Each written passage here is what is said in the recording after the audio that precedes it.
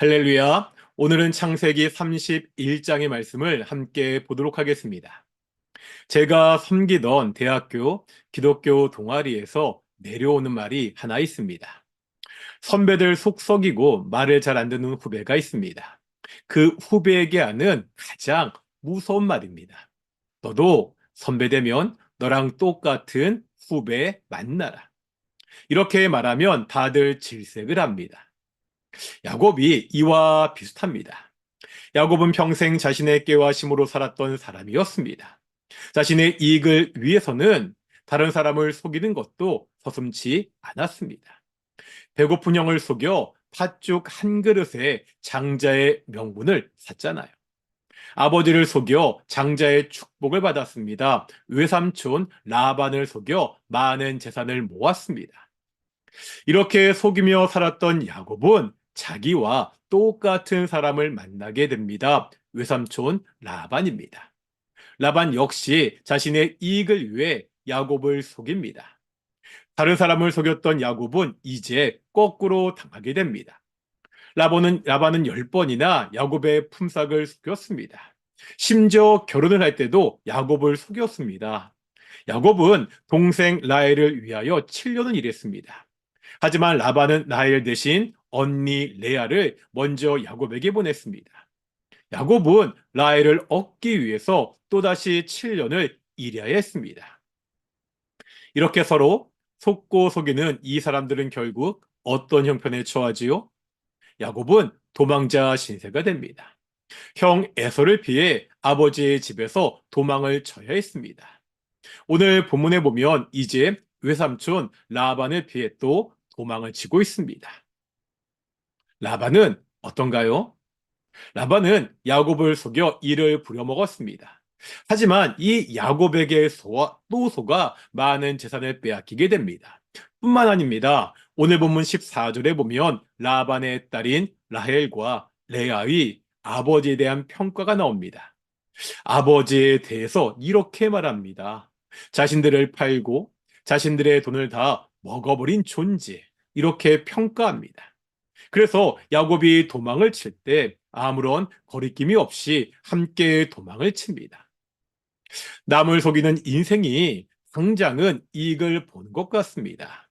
하지만 그 결과는요, 도망자 신세, 자식들에게 버림받는 신세가 됩니다.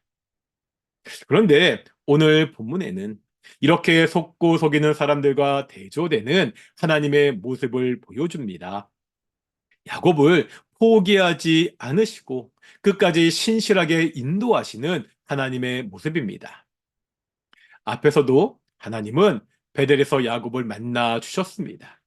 이 만남 이후에도 야곱은 별로 달라지지 않았습니다. 하지만 하나님은 여전히 야곱을 지켜주시고 인도하십니다. 야곱이 라반을 속여 많은 재산을 모으죠.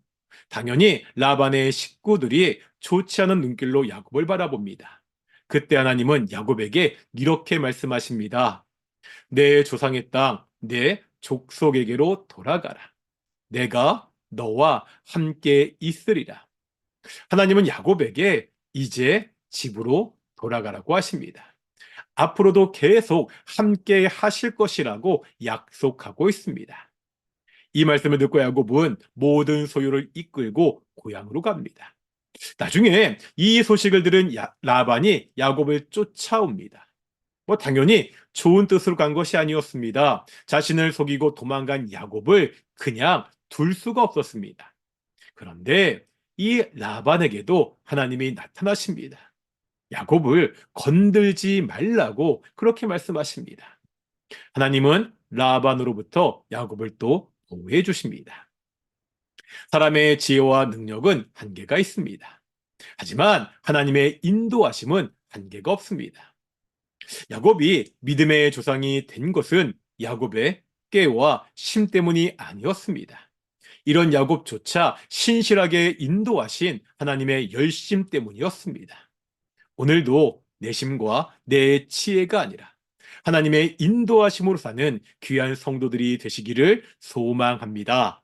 기도하겠습니다.